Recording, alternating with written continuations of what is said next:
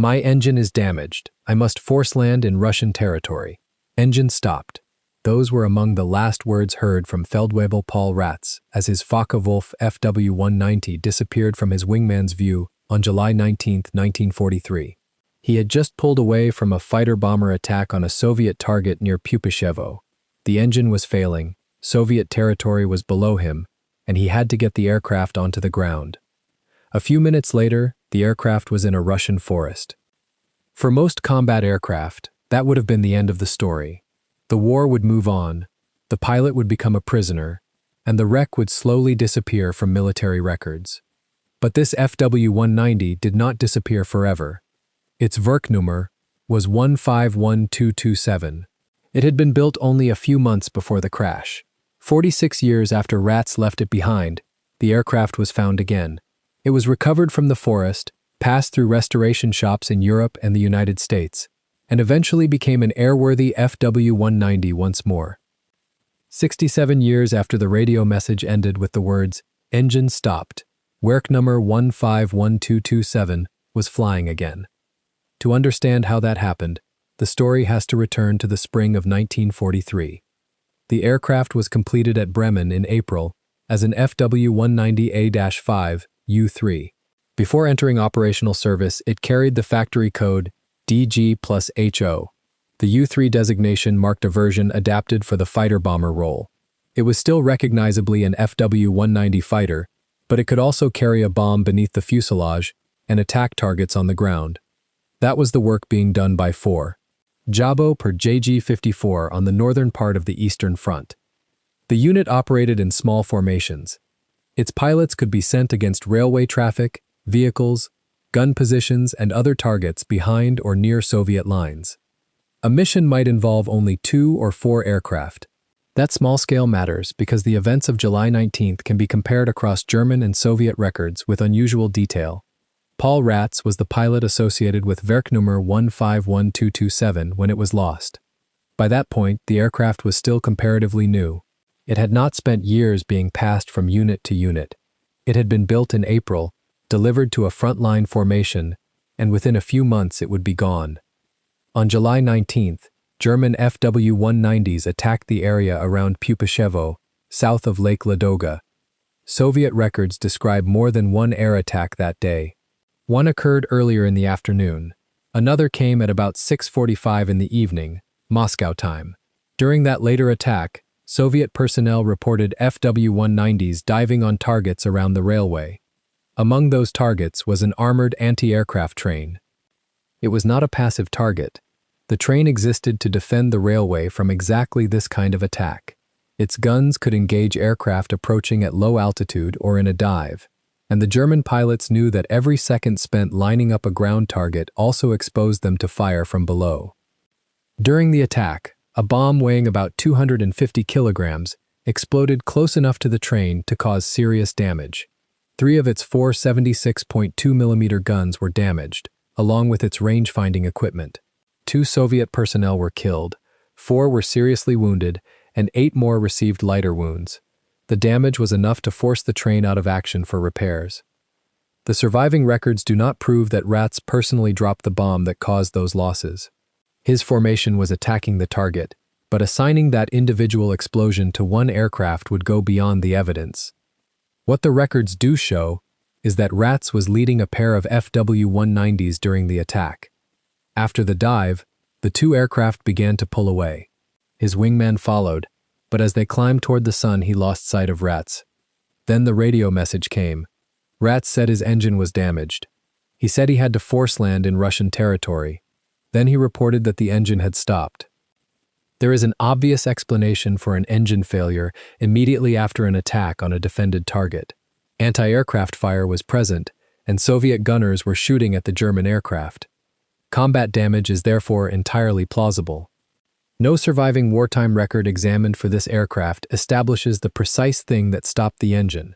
There is no securely documented shell hole that can be tied directly to the failure, and no wartime technical report that reconstructs the sequence inside the BMW 801. All that can be stated with certainty is what Ratz himself reported at the time. The engine was damaged, and then it stopped. Whatever the cause, he now had to put the Fw-190 down without power. Below him was forest. Ratz managed to bring the aircraft down among young trees. The landing damaged the Focke-Wulf, but it did not destroy it in a fire. That difference would decide the aircraft's future decades later. For Ratz, however, the condition of the machine was no longer the immediate problem. He climbed out and left it behind. The German pilot was now on foot inside Soviet-held territory, trying to make his way back toward his own lines. The distance was substantial, and he had no aircraft to carry him across it. He did not get back. At around 3 o'clock in the morning on July 21st, Soviet forces captured him south of Polyana, roughly 38 kilometers west of Pupashevo. A Soviet report prepared 2 days later also recorded an Fw-190 down in the forest near Bolshaya Vloya. Its location fits closely with the German information for Ratz's loss. That agreement is important. German personnel records explain why one of their pilots had vanished and where he believed he had landed. Soviet records independently describe a German fighter found in the same general area. They were written by opposing sides for different purposes, yet they point toward the same event. Ratz survived captivity. He remained a prisoner after the war and was finally released in 1949. His Fw-190 stayed where he had left it. The front moved, the war ended, the Luftwaffe disappeared. Germany was divided. Aircraft that had once been common enough to be lost in combat by the hundreds became historical artifacts. Werk number 151227 remained in the forest. What happened around the wreck during those decades is poorly documented. What matters is what remained when it was found again. For nearly 46 years, the aircraft was absent from operational history. Then, in 1989, it was found again. That year created an unusual coincidence. Paul Ratz, the man who had flown the aircraft on its final wartime mission, also died in 1989. The pilot's life and the aircraft's rediscovery crossed in the same year, but there is no need to turn that coincidence into fate. It is simply part of the record. What emerged from the forest was not an intact fighter ready to be refueled and started. It was a wartime wreck that had spent more than 4 decades at a forest site. But it was also unusually complete. That distinction made it valuable. Many surviving combat aircraft owe their existence to years of careful storage, post-war civilian use, or deliberate museum preservation. This Fw-190 survived by a very different route. It had left the war in an emergency landing, stayed close to where it came down, and then reappeared almost half a century later with enough of the original airframe still present to make restoration possible. Finding it was one problem. Getting it out was another. Around the beginning of the 1990s, the wreck was extracted from the forest by helicopter. The details of the extraction are poorly recorded. What is clear is that the Fw-190 was finally lifted from the site and carried away beneath another aircraft. In 1943, the Fw-190 had entered the forest under its own power. Decades later, it left suspended beneath a helicopter. Recovery, however, was only the beginning. A wreck can be removed from a forest in a day. Turning one into an airworthy fighter can consume years. After leaving Russia, the aircraft entered the European warbird world and became associated with British collector Doug Arnold. In the late 1990s, the project was acquired for the collection created by Paul Allen, the Microsoft co-founder, whose flying heritage operation would eventually assemble a large group of restored combat aircraft. Substantial work on the Fw-190 was carried out by JME Aviation in Britain. Later, the project moved to the United States, where Goshawk and Arizona became involved in bringing the restoration toward completion. By then, the goal was not merely to make Werk number 151227 look complete. The intention was to make it fly. That changes almost everything about a restoration. A static aircraft can preserve damaged material that would never be acceptable in flight.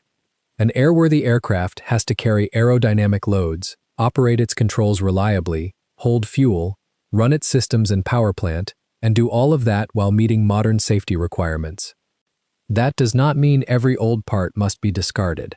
It means a flying restoration becomes a careful mixture of surviving original structure, restored wartime components, and replacement material where the original can no longer safely perform its job. For this Fw-190, one component carried special significance. The engine. The FW190A was built around the BMW 801 radial engine, making the power plant a defining part of an authentic restoration. A restored FW190 could be made to fly with a substitute engine, and some reproductions have done exactly that. But this project aimed for a genuine BMW 801 installation. The engine work became part of a restoration effort involving specialist Mike Nixon. The power plant ultimately fitted to the aircraft was built and rebuilt from genuine wartime BMW 801 components. That wording matters. It would be misleading to say that restorers simply removed the engine that had stopped in Russia in 1943, rebuilt it, and put the same complete unit back into the aircraft. The surviving evidence does not support such a simple story. The restored power plant drew on original wartime components, but its exact relationship to every component in the engine installed on the day of the forced landing is more complicated. And it was during the long restoration history that another story about the engine began to attract attention. According to later accounts, material found in or associated with the oil system suggested the possibility that the wartime engine failure had not been caused by Soviet fire at all. The possibility was sabotage. In some retellings, that possibility became a complete story. A French forced laborer working in German aircraft production deliberately placed a rag or other obstruction in the oil system. The engine then ran long enough to reach combat service before the obstruction finally caused the failure that forced Ratz down. It is a compelling idea. It is also not proven. The farther the story travels from the surviving wartime record, the more precise it sometimes becomes. A vague possibility turns into a specific worker. A suspicious object becomes a deliberate act. A possible oil problem becomes the definite cause of the crash. But the evidence does not allow those steps to be taken with confidence. Ratz's wartime message does not say why the engine was damaged. The Soviet records prove that the aircraft had just been operating over a defended target.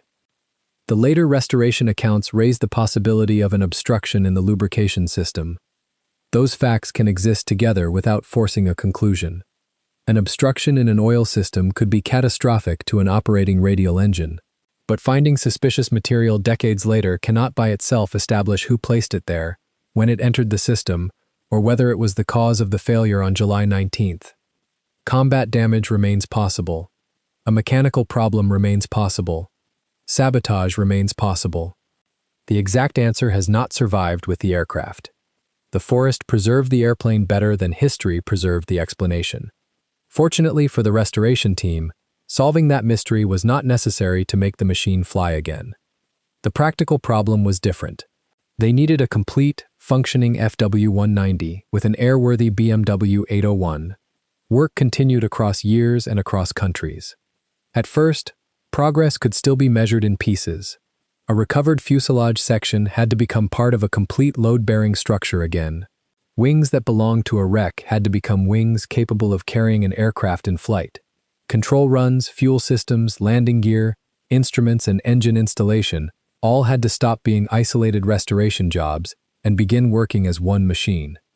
The challenge was cumulative. A restored component could look perfect on a bench and still be only one step toward an airworthy aircraft. It had to fit the structure around it, connect to other systems, operate through its full range, and remain reliable when the aircraft was vibrating, taxiing, and eventually flying. That is why a project like this does not move in a straight line from wreck to finished airplane. It advances through tests. A control moves correctly. A hydraulic or mechanical system does what it is supposed to do. The landing gear supports the aircraft under its own weight. Fuel can be carried safely. The BMW 801 can be installed, connected, and run. Then the engine has to do more than start. It has to idle, accelerate, respond to controls, and keep running while temperatures, pressures, and vibration are watched for anything abnormal. Only after those individual problems begin to disappear does the restoration start behaving like an aircraft rather than a collection of restored parts. The recovered airframe passed through that transformation slowly. A fuselage became structurally complete. A wing became an airworthy wing again instead of a recovered artifact. Control surfaces moved as part of a functioning system. The BMW 801 became more than a collection of rare engine components. The machine began to look less like something recovered from a battlefield and more like an aircraft preparing to return to service of a very different kind. Then came the stages that could not be simulated by appearance alone. The engine had to run under load. The aircraft had to move under its own power. Brakes, steering, controls, and systems had to behave together during taxiing. And eventually, somebody had to take it into the air. By late November 2010, work number 151227 had received the necessary experimental exhibition airworthiness documentation in the United States. Only a few days later, the long second life of the aircraft reached its defining moment. On December 2, 2010, the FW-190 flew again. The interval was 67 years. In July 1943, the last documented radio report from its pilot had ended with a stopped engine and an emergency landing in Soviet territory. In December 2010, an aircraft carrying that same Werknummer was airborne again behind a BMW 801 built from genuine wartime components. That does not make it a machine untouched since the war. No serious restoration could honestly make such a claim. It makes it something more interesting, an original wartime airframe whose surviving identity had been carried through recovery, reconstruction, and the demands of modern flight. The aircraft had passed through several completely different states. It began as a new fighter bomber delivered to an active Luftwaffe unit. Within months, it became a combat loss. Then it became an abandoned wreck. For nearly half a century, it was simply an aircraft that had not come home. Rediscovery turned it into a historical object. Recovery turned it into a restoration candidate. Years of specialist work turned that candidate into a complete aircraft. And the flight in 2010 proved that the final objective had been reached. Werknummer 151227 survives today in the collection of the Flying Heritage and Combat Armor Museum at Everett, Washington. The museum continues to present the aircraft as part of its airworthy collection, and in 2025, it publicly scheduled the FW-190A-5 for another engine run-up. That is worth distinguishing from a claim that the aircraft flies regularly today. A scheduled engine run does not, by itself, establish a recent flight history. The more important point is that the FW-190 still exists as something far beyond a recovered shell. Its survival connects wartime records from a combat mission in 1943 with a physical aircraft that can still be seen today. Those records tell us where the aircraft was lost, what Ratz reported, and what happened to him afterward.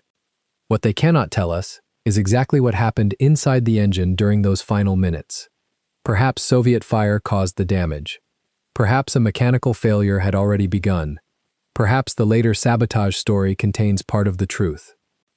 The aircraft cannot answer that question, but it can still show us the consequence.